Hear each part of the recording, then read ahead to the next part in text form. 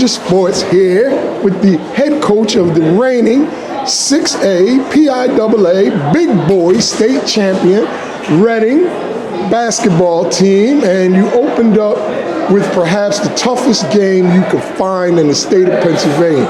Is there a reason why you wanted this kind of matchup early, Rick? You know, I mean, that's what we do, you know, and I'm really blessed to have a great relationship with Hoop Group, and they put us in the frying pan to start every season, you know, and they felt this was the matchup that we needed to grow, and we welcome any matchup, you know, and we've grown over the years, you know, and we feel we belong here, you know, we're you know, the city of Reading, we're in a different place, our basketball play, you know, program is in a different place. We feel we deserve to be on every big stage.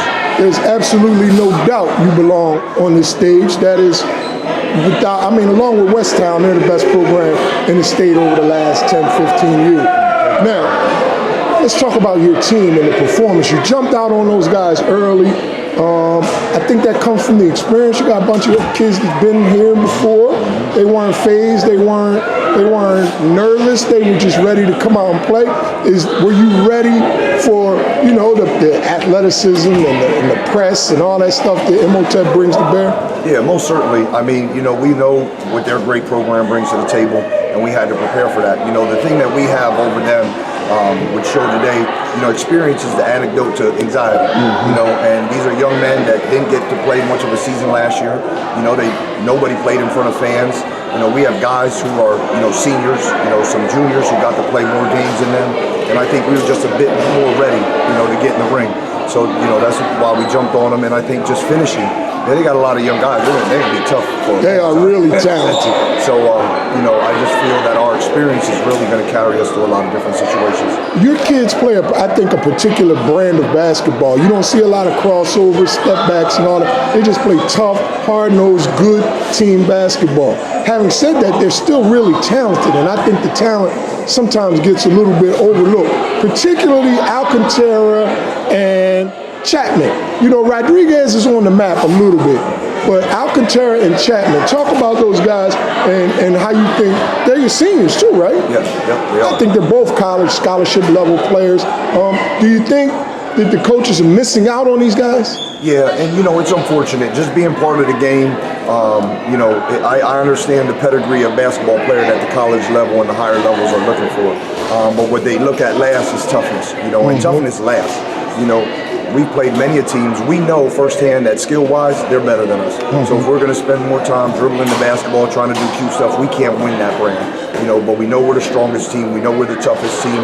We know we're the best conditioned team. So we have to weaponize that and use that to our advantage. And I feel that our guys do that on a consistent basis. You know, when we see fatigue, I mean, we turn up. You know, we love to see teams when they're fatigued.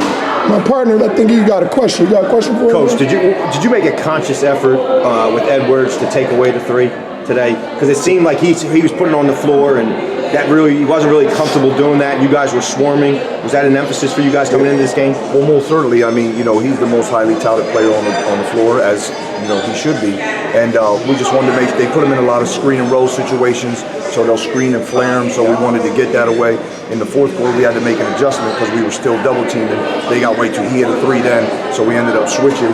And we just need to take him away early. And one thing he's very comfortable with is he likes to jab. Once you step back, he's going to pop it in your face because he has all the leverage to do that. So we caught a foul on the one time, but we didn't want to respond to his jab. We were going to sit on his jab. So we just didn't want them to have their rhythm. And their rhythm is screen and roll basketball. So a lot of times early in the game, they were rejecting the screen. Now they were getting layups, which was driving me crazy. We should have been in help, so we didn't get our rotation that we planned. But you know, the fact that they weren't getting to the screen and roll, we knew we were winning that battle. Well, Coach, you know, Black Cage of Sports and Reading have a good relationship, man. I've called you 20 times, and 20 times you answered and come out and play with us. So we're going to follow you guys. Am I right, RC? Absolutely. This team is special, and they have a chance to make another deep run. So we'll be back, and we appreciate everything, Coach, and good luck the rest of the way. No, thank you guys, and best of luck to you guys too. Thank you for putting a quality product and highlighting the kids, all kids. Thank you.